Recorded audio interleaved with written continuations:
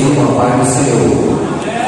Quero dizer da minha felicidade de estar mais uma vez com os irmãos aqui na Vila Mato Grosso, rever a igreja, rever os irmãos, o nosso irmão Marcelo, dirigente, a todo o ministério. Que Deus continue abençoando a todos. Estamos aqui essa noite no culto de doutrina para juntos aprendermos a palavra do Senhor. Palavra de Deus, sabemos que é alimento espiritual. Tanto que Jesus disse que nem só de pão viverá o homem, mas de toda palavra que sai da boca de Deus. Então, o crente, irmãos, ele precisa se alimentar da palavra. E o alimento, nós estamos aqui nessa noite, a palavra do Senhor, através da doutrina, nós iremos aprender nesta noite. Meus irmãos, eu quero nesta noite, com os irmãos, meditar na leitura lida, a leitura adequada para o culto de doutrina, ensinamento do apóstolo Paulo para a igreja da época de Timóteo. Mas esta palavra ela não envelhece, ela é nova a cada manhã. Sabemos que muitas vezes a gente lê um texto sagrado 10, 15, 20 ou mais vezes, mas todas as vezes que lemos, parece que é a primeira vez que estamos lendo. Por quê? Porque a palavra não envelhece. É diferente de algum jornal que você compra, alguma revista que você lê e despreza, joga fora, porque não lhe serve mais, não lhe traz nenhum resultado. Mas a Bíblia não, irmãos. A Bíblia, todas as vezes que você lê ela, Deus fala com você. Que é uma das formas de Deus falar com o homem, é através da sua palavra. Já costumamos dizer que a Bíblia fechada é um livro, mas aberta é a boca de Deus falando.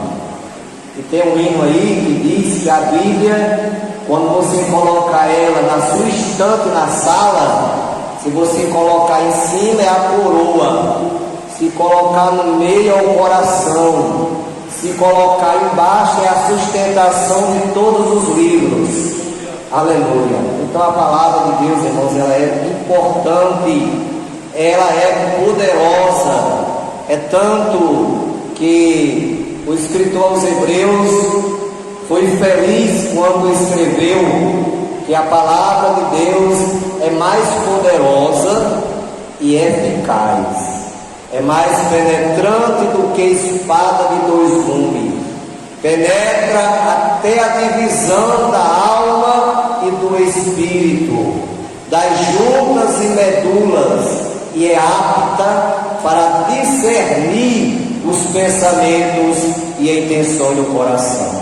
Então é esta palavra que nesta noite estamos aqui juntos, reunidos na presença de Deus, em culto de doutrina, para aprendermos nessa noite, para nos alimentarmos desta palavra, para que possamos ter força para caminhar diante deste mundo terrível que estamos vivendo, em momentos que estamos aí vendo acontecer tanta tragédia, tanta coisa ruim acontecendo. Mas o crente, irmãos, ele tem um escape. O crente, ele tem a palavra de Deus, que ele alimenta, que ele fortalece, aleluia, que ele traz vitaminas espirituais, para que ele possa ter força, para vencer todos os embates da vida. É por isso que Paulo escreve, lá em Efésios 6:10, Paulo escrevendo à igreja a Éfeso, Paulo diz: no demais, irmãos meus, fortalecei-vos no Senhor e na força do seu poder, revestido de toda a armadura de Deus, para que possais estar firme contra as astutas ciladas do diabo, porque não temos que lutar contra a carne e o sangue, mas sim contra os principados, contra as potestades, contra os príncipes das trevas deste século, contra as hostes espirituais da maldade nos lugares celestiais. Então temos, irmãos, que nos revestir das armaduras espirituais. E a palavra de Deus, irmãos, ela é uma arma. A arma do crente é a Bíblia. A arma do crente é a palavra. Jesus venceu o diabo com a palavra. E o crente vence o mal, vence o diabo, vence o mundo com a palavra. Porque a palavra é poderosa. E nesta noite, meus irmãos, o nosso amado irmão tem lido uma passagem, um texto sagrado, muito propício para a ocasião, quando Paulo aqui ensina a igreja, orientando a Timóteo, pois Timóteo, todos nós sabemos, os irmãos sabem, a igreja, que era um filho de Paulo na fé. Paulo ganhou Timóteo para Cristo, e ali um obreiro muito novo, porém instruído por Paulo, ensinado, orientado, e ali Timóteo, irmão, fez a obra. E aqui Paulo, irmãos, escreve no versículo 10, Paulo diz: tu, porém, tens seguido a minha doutrina, modo de viver, intenção, fé, longanimidade, amor, paciência. Paulo aqui, meus irmãos, ele fala sobre a doutrina, porque nós somos sabedores que existem muitas doutrinas, muitos tipos de doutrina. Na Bíblia você vai encontrar pelo menos 3 tipos de doutrina.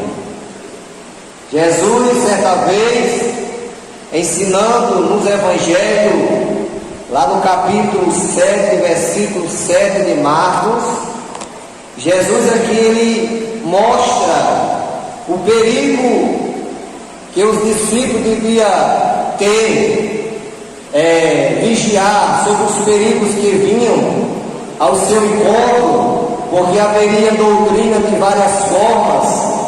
E aqui Jesus ele fala sobre a doutrina de homens. Versículo 7, capítulo 7 de Marcos, Jesus diz assim: em vão, porém me honram, ensinando doutrinas que são mandamento de homens. O que é doutrina de homem? É aquela doutrina que não se enquadra com a Bíblia, que não se enquadra com a palavra de Deus. É aquelas doutrinas que antigamente a gente era ensinado a praticar, a subir um monte alto, de joelho, uma pedra na cabeça. Isso é doutrina de homem, irmão. Mas Jesus, aqui ele ensina, irmãos, que devemos ter cuidado na doutrina dos homens. Então aqui fala da doutrina dos homens. Paulo ensina também sobre outra doutrina, a doutrina de demônio, no capítulo 4, versículo 1 de 1 Timóteo. Paulo aqui, ele ensina e manda nós ter cuidado na doutrina de demônio, quando ele diz: mas o Espírito expressamente diz que nos últimos tempos apostatarão alguns da fé, dando ouvidos a espíritos enganadores e a doutrina de demônio. Então nós, a igreja de Cristo, irmãos, devemos ter cuidado, porque o mundo está cheio de doutrina de demônio. E muitos irmãos, por não vigiarem, estão apostatando da fé. O que é um crente apostatar da fé? É ele negar aquilo que pregou antes. Ele prega hoje sobre a santidade. Ele prega hoje que o crente tem que viver em santidade diante de Deus no mundo da sociedade. E amanhã ele está negando o que pregou. O que é isso? É apostasia. Ele apostatou a fé, está negando o que pregou. Deu ouvido a doutrinas de demônio. Mas nós devemos, irmãos, aprender com o nosso irmão Paulo a termos o cuidado de não sermos enganados por doutrinas de demônio. Também a Bíblia fala, irmãos, sobre a doutrina de Deus. Paulo ensina no capítulo 2, versículo 10 de Tito, do livro de Tito. Paulo ensina sobre a doutrina de Deus. Diz o versículo: não defraudando, antes mostrando toda boa lealdade, para que em tudo seja ornamento da doutrina de Deus, o nosso Salvador. Então o que Paulo ensina? Que nós, os crentes, devemos ser ornamentos da doutrina de Deus. Aleluia.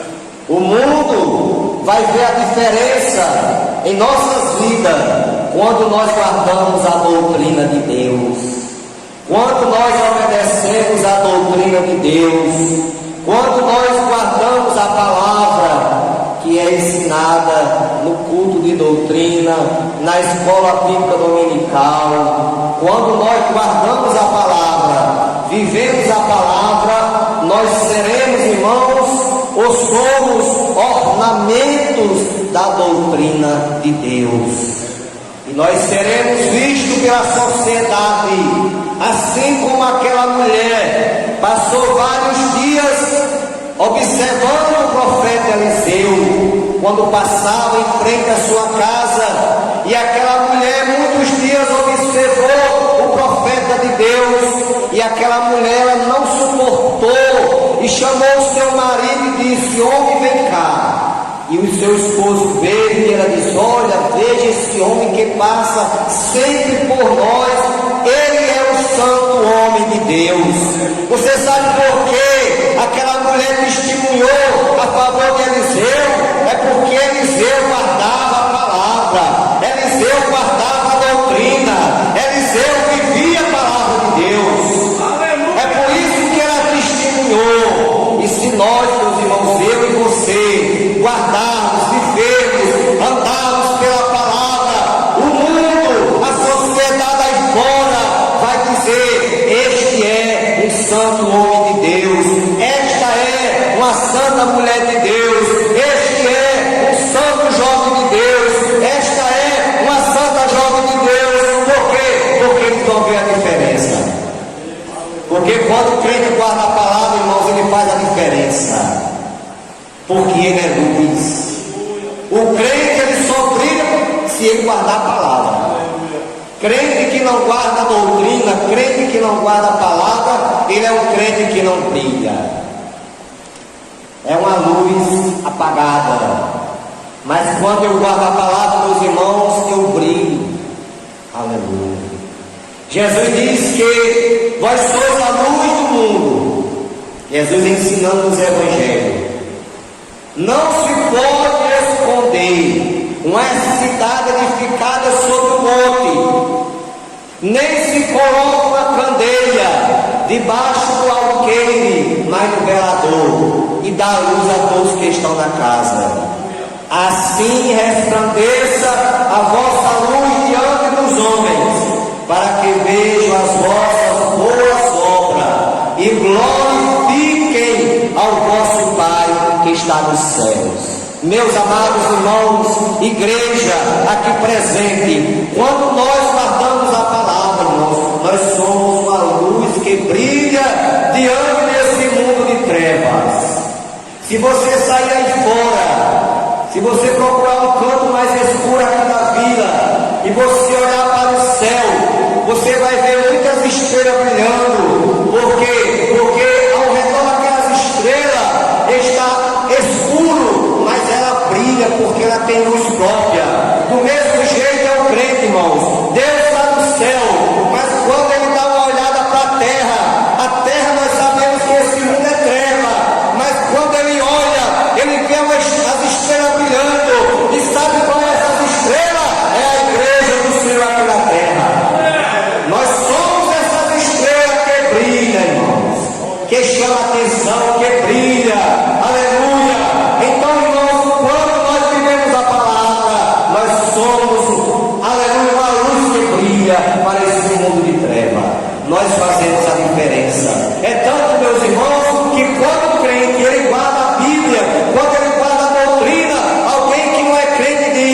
aquele homem só pode ser um crente, aquela mulher só pode ser uma crente. Por quê? Porque ele vê a diferença, irmão. Agora, quando eu sou um crente, irmãos, que eu não guardo a palavra, aí eu não faço diferença, porque eu estou nivelado com o mundo. Eu estou nivelado com as coisas do mundo. E eu louvo a Deus, meus irmãos, que eu aceitei. Jesus me aceitou. Jesus me escolheu. Porque não fui eu que escolhi Jesus, foi Ele que me escolheu. Foi Ele que nos escolheu. Ele mesmo falou: não foi vós que me escolheste, mas eu vos escolhi a vós, e vos nomeei para que vardes e deis fruto, e o vosso fruto permaneça. Então, irmãos, eu louvo a Deus que Jesus me escolheu para ser crente da Assembleia de Deus. Louvo a Deus por isso. Até porque no dia que fui crente, no dia 25 de maio de 1991, numa noite de sábado, quando eu cheguei em casa, as minhas irmãs perguntaram, porque eu testemunhei para elas, eu disse para elas que tinha sido crente, e elas perguntaram para mim, de qual igreja? E eu não soube dizer, porque eu não sabia qual era a igreja. Eu fui para o culto, simplesmente, e lá no culto Jesus me chamou, Jesus me escolheu. E no outro dia, no domingo, é que eu tomei conhecimento que eu tinha aceitado Cristo na Assembleia de Deus.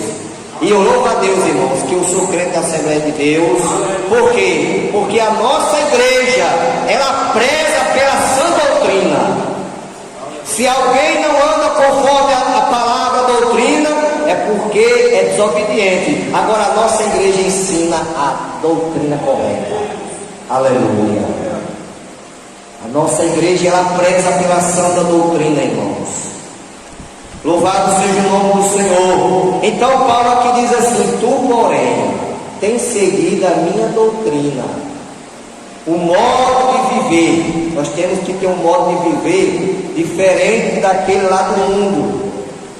Intenção. Quais são as nossas intenções? A nossa intenção lá no mundo, irmão, era ganhar na loteria, na Mega Sena, só pensava em ricar, só pensava nas coisas do mundo. A nossa intenção agora é outra, irmão. A nossa intenção, irmãos, é cada dia ser mais fiel e morar no céu. É a nossa intenção hoje. Aleluia. Nós não temos mais esta ilusão de querer ganhar só as coisas do mundo, não. Por quê? Porque Jesus ensina assim: não ajunteis tesouro na terra, porque aqui a traça corrói, o ferrugem consome, os ladrões roubam. Ajunte tesouro no céu, porque lá nem o ferrugem consome, nem a traça rói, nem o ladrão rouba. Então o tesouro do crente, irmão, tem que ser ajuntado no céu. Aí não podemos estar com essa mentalidade de querer engrandecer, ajuntar tesouro aqui na terra com aquela ganância. Muitas vezes nem dó com aquela ganância. Não, irmão. Paulo diz assim: se tiver o que comer e o que vestir, de graças a Deus. Aleluia. Aí o irmão pergunta: mas pastor, eu não posso mais? Pode, você pode trabalhar, você pode ganhar muito dinheiro, você pode comprar casa, você não tem nenhum problema, irmão. O que nós estamos aqui aprendendo na Bíblia é que eu não posso, irmãos, me agarrar às coisas desta vida. Não, eu não posso. Eu tenho que me agarrar às coisas do céu. Paulo ensina lá no capítulo 2, versículo 1 de Efésios: se vos vivificou, buscar as coisas que são de cima e não as que são da terra. Então Cristo nos vivificou. E o nosso desejo hoje, irmão, é buscar as coisas do céu. Olha, cada irmão que chegou aqui, cada irmã que chegou aqui, está juntando tesouro no céu, viu? Por quê? Porque você está na presença de Deus, você está cultuando a Deus, você está ouvindo a palavra, você está obedecendo a palavra, então você está guardando, está juntando tesouro no céu. Então Paulo diz: fé, longanimidade, amor, paciência, perseguições e aflições, tais quais me aconteceram em Antioquia, em Icônio, em Listra, quantas perseguições sofri, e o Senhor de todas me livrou. Meus irmãos, aqueles que querem viver piamente, padecerão perseguições, padecerão sofrimento. Por quê? Porque ele quer viver, irmãos, a palavra de Deus. Por que foi que Jesus sofreu tanta perseguição? É porque ele andava pela palavra, andava pela palavra de Deus. E muitas vezes nós somos criticados.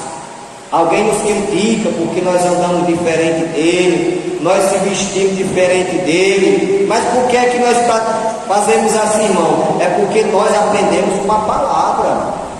Nós ouvimos a palavra na igreja, os pastores nos ensinam, os irmãos nos ensinam, o pregador pregando nos ensina, Deus usando ele, e nós aprendemos e guardamos a palavra. Porque Jesus, ele diz assim, lá no capítulo 7 de São Mateus, que todo aquele que ouve a sua palavra e pratica, ele compara o homem prudente que edificou a sua casa sobre a rocha.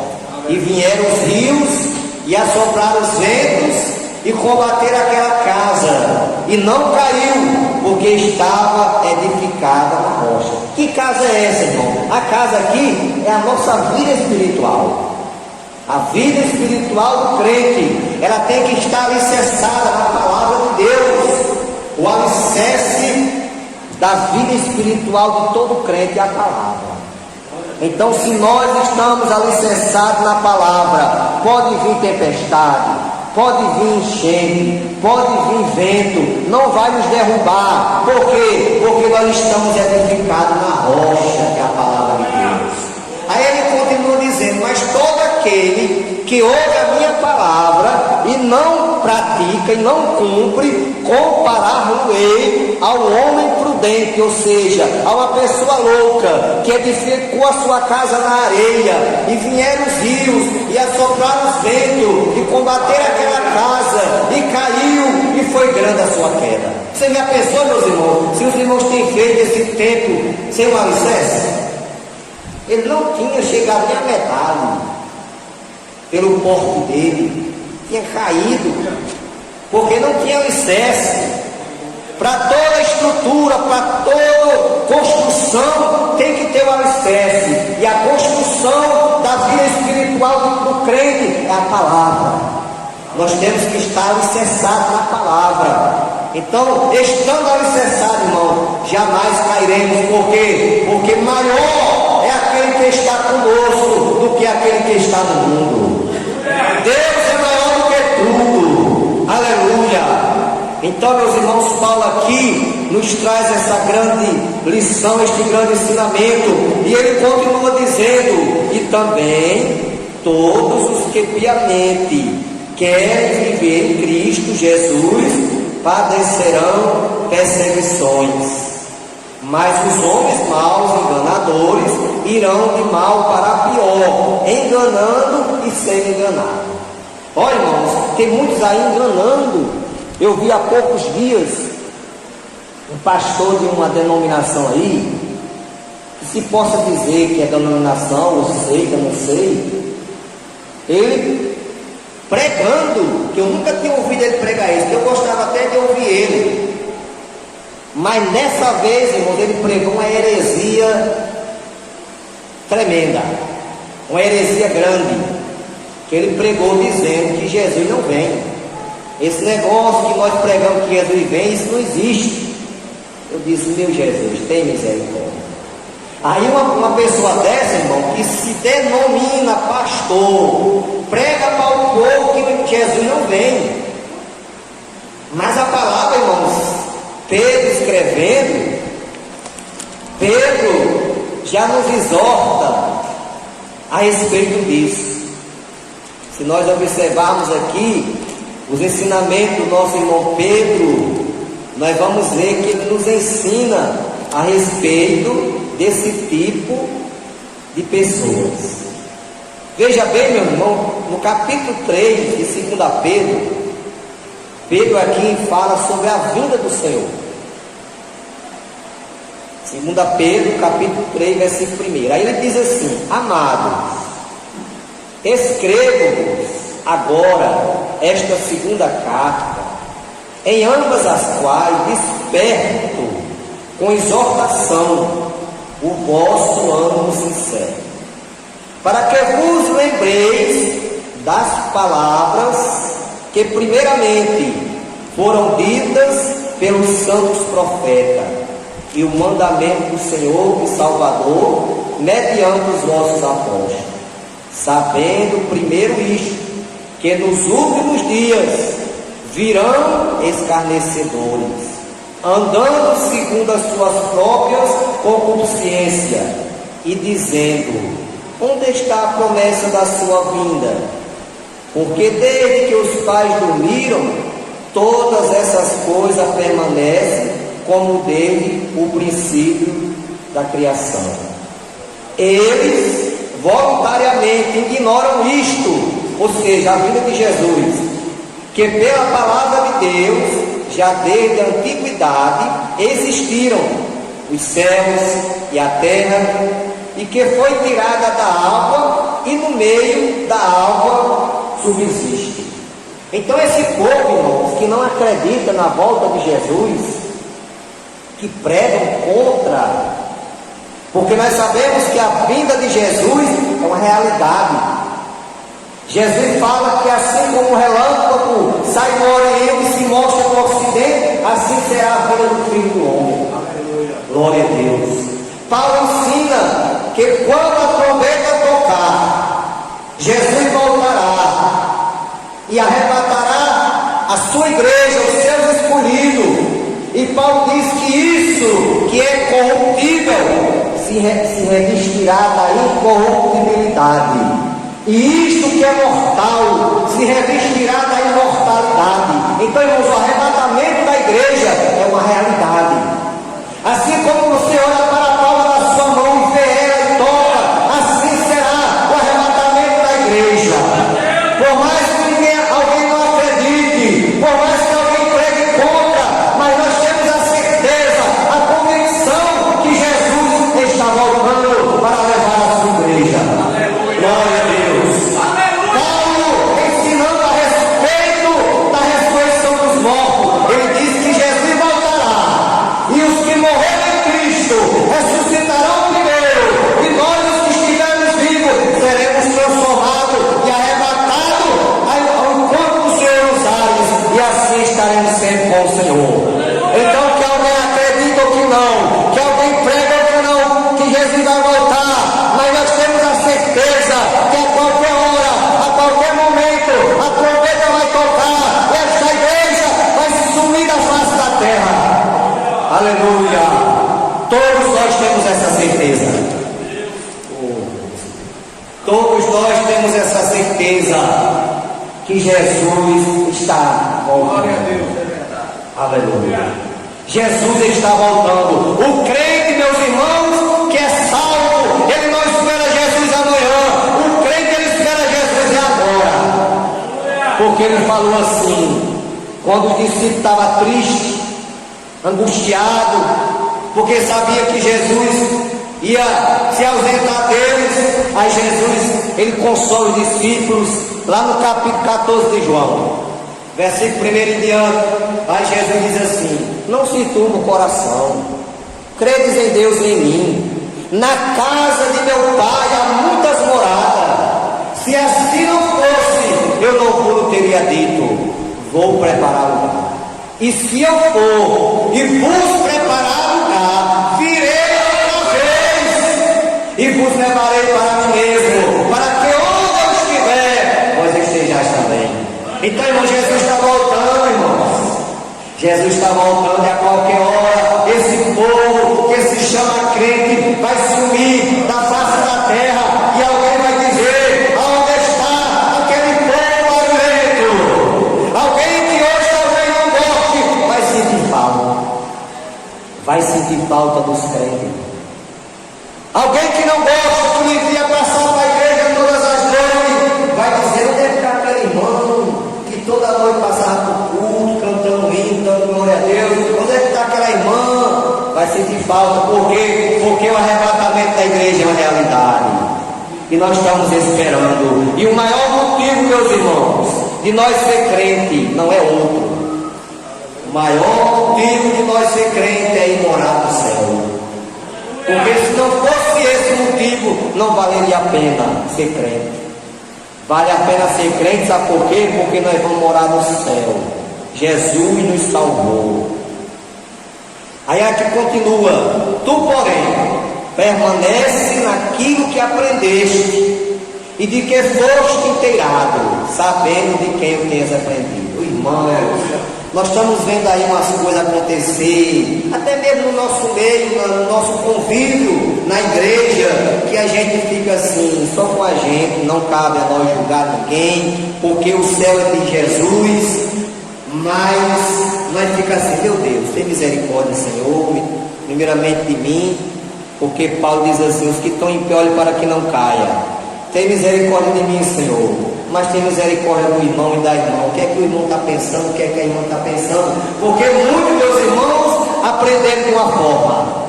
Tem muito crente aí, irmão, de 10, 20, 30, 40 anos, 50, que aprenderam dos pastores, que deram a vida pela obra, ensinaram a sã doutrina correta, a Bíblia correta. Aí hoje, irmãos, não estão vigiando e estão desviando o caminho da palavra. Mas quando Deus chama Josué para substituir a Moisés, aí Deus diz: Josué, não se aparta da tua boca o livro desta lei. Aleluia. Antes medita nele dia e noite, para que tenhas o cuidado de fazer conforme tudo quanto nele está escrito. E então farás prosperar o teu caminho, e então prudentemente te conduzirás. Não te desvies nem para a direita nem para a esquerda. Irmão, se pecado era pecado há 30 anos, ainda permanece pecado, irmão.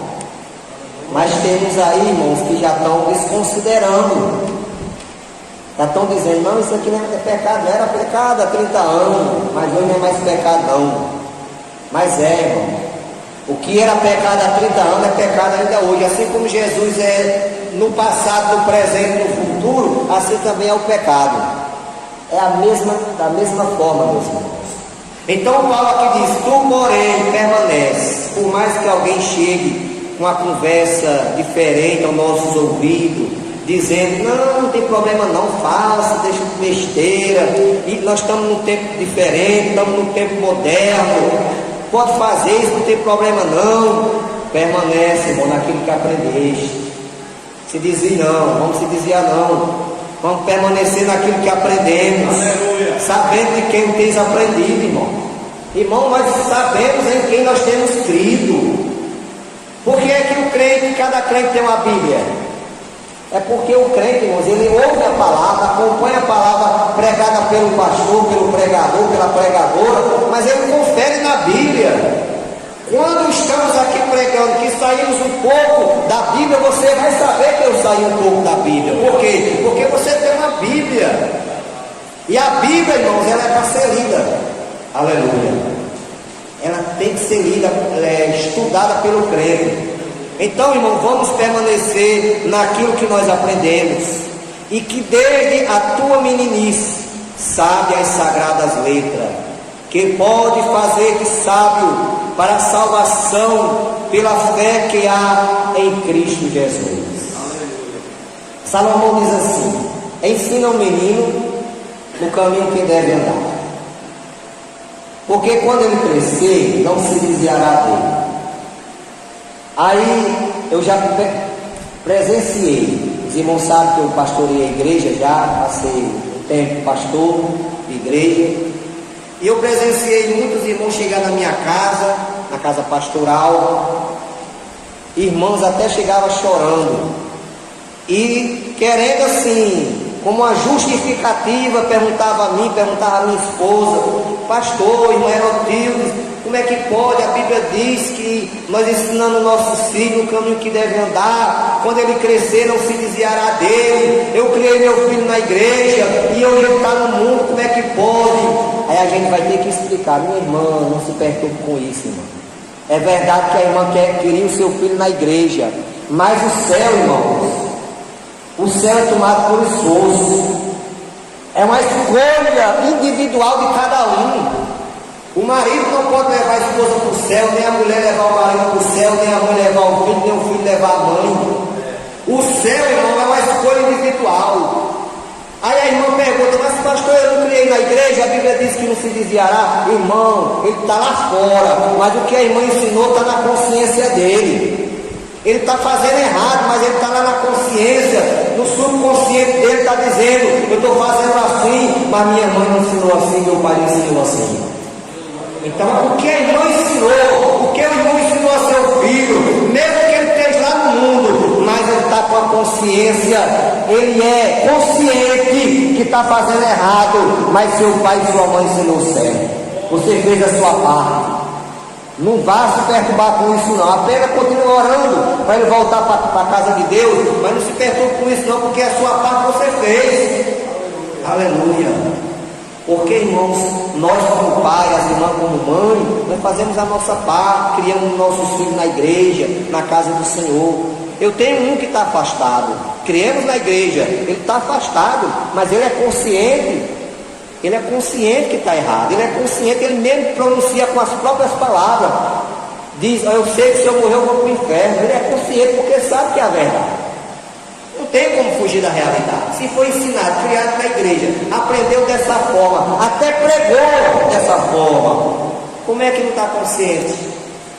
Aleluia. Agora o nosso papel como pai e mãe é criar os nossos filhos na casa de Deus. Aí tem mãe: não, mas eu não vou levar o menino para a igreja não, porque o menino dá muito trabalho, corre muito. Irmão, é melhor ele correr aqui dentro do que lá fora. Viu? É melhor ele correr aqui dentro, traquinar aqui dentro do que lá fora, porque aqui dentro ele vai escutar um hino, ele vai escutar uma palavra. E às vezes você vê um menino assim brincando, pensa que ele não está atencioso ao que está sendo falado, mas ele está, irmão. O menino é esperto. Ele está aprendendo aqui dentro. Agora lá fora, irmão, você vai aprender aquilo que não é da vontade de Deus. Então traga o seu filho para a casa de Deus. Não, mas ele só vem dormir. Bota ele para dormir debaixo do banco da cadeira. É melhor ele dormindo aqui do que acordado lá fora. É assim, irmão, que nós aprendemos. São esses ensinamentos simples que nós aprendemos dos nossos pastores. E é um ensinamento, irmão, que tem uma validade muito grande. Viu? Então, irmãos, Paulo aqui ensina para nós nesta noite. Aí continua: toda a escritura divinamente inspirada é proveitosa para ensinar, para redarguir, para corrigir, para instruir em justiça. Olha o que Paulo aqui nos ensina, para que o homem de Deus seja perfeito e perfeitamente instruído para toda boa obra. Então a palavra, a doutrina, ela tem muitas utilidades. Ela é inspirada, porque toda a Bíblia é inspirada, viu, irmão? Agora, uma coisa que eu não faço, isso eu particularmente, viu, irmão? Porque às vezes a gente vê irmão fazer isso, mas eu não me preocupo assim não. Eu particularmente não faço. Às vezes tem um aniversário do irmão, aí o irmão diz assim: irmão, quero parabenizar o irmão e quero deixar a Bíblia todinha para o irmão, todos os versículos da Bíblia é para o irmão. Eu não faço isso. Sabe por que eu não faço, irmão? Porque Jesus diz assim para Pedro: para trás de mim, Satanás. É um versículo da Bíblia. Então, se eu der esse versículo para o irmão, aí eu estou dizendo: para trás de mim, Satanás. Então eu não dou toda a Bíblia. Porque nós sabemos, irmão, que tem versículo que é Deus, tem versículo que é o homem, tem versículo que é a mulher falando, e tem versículo que é o diabo. Mas é a palavra de Deus, não é? Lá em Mateus 4, quando Jesus jejuava, aí Satanás disse: se tu és o filho de Deus, lança daqui abaixo, transforma essas pedras em pães. Quem estava falando ali, irmão? Não era o diabo? Mas é uma coisa particular minha, viu, irmão? Irmãos, não ignorem, entenda como eu estou falando. Se alguém quiser dar toda a Bíblia, fica à vontade. Agora eu particularmente não dou, porque eu sei que tem umas passagens aqui que não dá certo não, viu? Eu particularmente não quero alguns versículos para mim. O irmão dizer: para trás de mim, Satanás, tu me serve de escândalo. Então, irmão, toda a Escritura, agora de Gênesis, Apocalipse, ela é inspirada. É a palavra de Deus. Por quê? Porque foi Deus que usou homens inspirados. 40 homens inspirados, 40 escritores, escreveu a Bíblia no período de 1600 anos e está aqui, irmãos, uma biblioteca de livros, 66 livros aqui dentro. Antigamente, os irmãos tinham trabalho de ler a Bíblia, por quê? Porque era em rolo. Ia ler um livro, ia pegar aquele rolo, desenrolar, depois enrolar de novo. Hoje não, irmão, a facilidade hoje é grande. Hoje nós temos uma biblioteca na mão, nas mãos aqui para ler, 66 livros. Então é proveitosa para ensinar, para redarguir, para corrigir, porque a palavra, irmãos, ela é que nem a profecia, porque a maior profecia é a palavra. Sabe por que é a palavra? Porque a palavra, quando se prega a palavra, ela não falta, ela não falha, ela não volta vazia. Pode até alguém, às vezes, se emocionar e largar uma profecia e não se cumprir. Por quê? Porque não foi Deus que está falando, é o homem, na emoção, profetizou. Mas a palavra, irmãos, ela é que nem uma profecia. Ela exorta. Tem culto que é só exortando, é só o caldo de mocotó, é só o pirão. É assim? Tem culto de doutrina que é mais leve, né? É consolando, é uma papazinha de aveia, né? É um mingauzinho. E tem culto de doutrina que a palavra é exortando, consolando e edificando. Essas três finalidades que a doutrina tem: exorta, consola e edifica. Então, nesta noite, irmãos, vamos sair daqui reabastecidos dessa palavra. Eu vim aqui aprender, estou aprendendo, viu, irmão? Eu estou falando, mas aqui a palavra é primeiro para mim, viu? O primeiro aqui a receber a palavra tem que ser eu, porque quem prega, irmão, é o primeiro que tem que receber a palavra. Porque a Bíblia diz que a quem mais é dado é mais cobrado, viu? Então a palavra primeiramente vem para mim. Então estamos aqui aprendendo a palavra e vamos continuar.